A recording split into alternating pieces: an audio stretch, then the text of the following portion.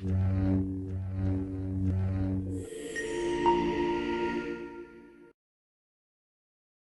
and welcome to Open Logic. In this video, we'll look into the basic of SRAM and how it compares to DRAM. SRAM stands for Static Random Access Memory. To understand SRAM, we can start from NOT gate. The functionality of a NOT gate is simple.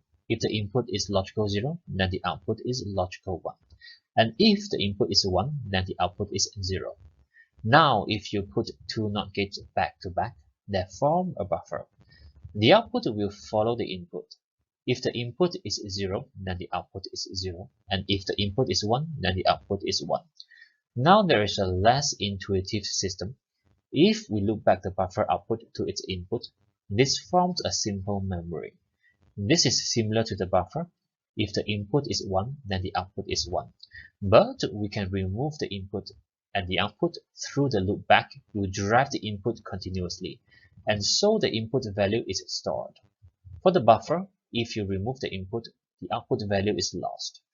Now this loopback system looks like a perpetual system. It is not.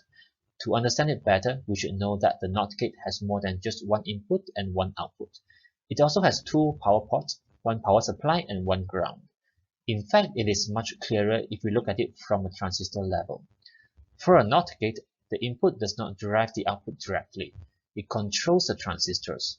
If the input is 0, then this transistor is enabled, and the power supply drives the output as logical 1. If the input is 1, then this transistor is enabled, and the ground drives the output as logical 0. Now let's take a closer look at the memory cell. If we set the input as 1, in simplicity, this NOT gate will drive 0 as output, and this NOT gate will in turn drive 1 as output. Now, if you remove the input, this output will continuously serve as the input, and thus it has stored the input value. Now, this is not as simple as it looked. Imagine if we want to write a 0 to the memory cell now. You may think that this NOT gate will flip its output to 1, and this NOT gate will flip its output to 0. Well, it's a little bit more complicated than that. You cannot think of its operation procedurally. For one, this input 0 will create a short circuit with the output 1 here. In order to prevent that, we have to flip the output of this NOT gate. And the way to do this is to drive this here with a logical 1. But then if we do so, this 1 here will also create a short circuit with the 0 here. So technically speaking, these two inputs will conflict with the outputs, and yet they each will flip the NOT gate, which is a little contradicting. In order to successfully flip the NOT gate, we can select the transistors here that have a stronger drive strength than those of the NOT gate. They will create a shift in the voltage, and the NOT gate will gradually flip their outputs. While it happens gradually, it is still a very fast process. Now, before we continue, this diagram can appear in many forms. This is one of the popular forms, and this is the diagram if we use only transistors. The reason I'm using this diagram is to illustrate the concept of buffer with a loopback. Now let's take a look at the writing operation. Well, you pretty much have seen it. In order to write a 0 to the memory cell, we have to provide 0 and 1 to these two data lines, and the NOT gate will flip accordingly. If we use this diagram, the 0 and 1 will be provided like this. Similarly, if we want to write 1, these are the values at the data lines, or on this diagram, these are the values. And now, reading. When we disable these transistors, these lines here will hold the value of the NOT gate.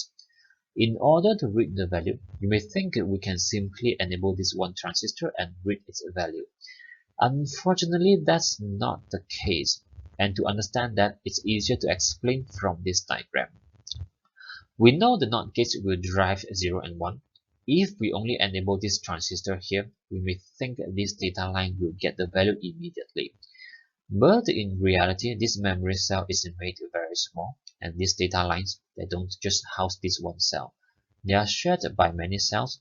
That means that the data lines are long. So it would take a lot of time for the cell to drive the data line.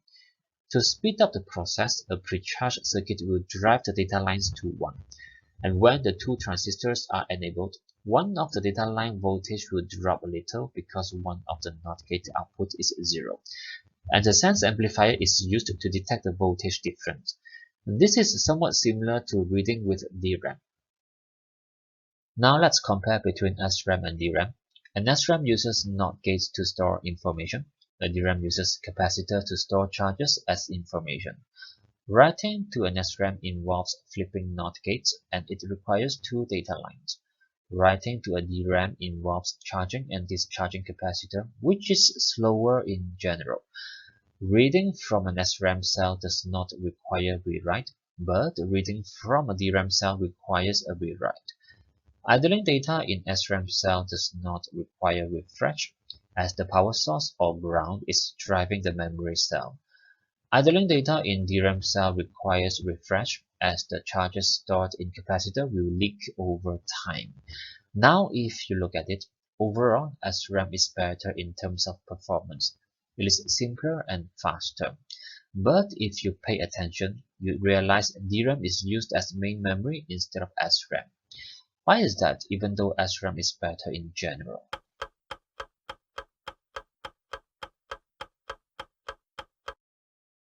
That's because an SRAM cell requires 6 transistors, while a DRAM cell only requires 1 transistor. Imagine an SRAM memory chip that has 1 gig in storage. A DRAM memory chip of the same size would have several gigs in storage. As such, DRAM is much cheaper per memory bit, and that's why DRAM still prevails. In the next video, we'll look into DRAM basic addressing. If you like this video and want to see more of them, don't forget to like, share, and subscribe.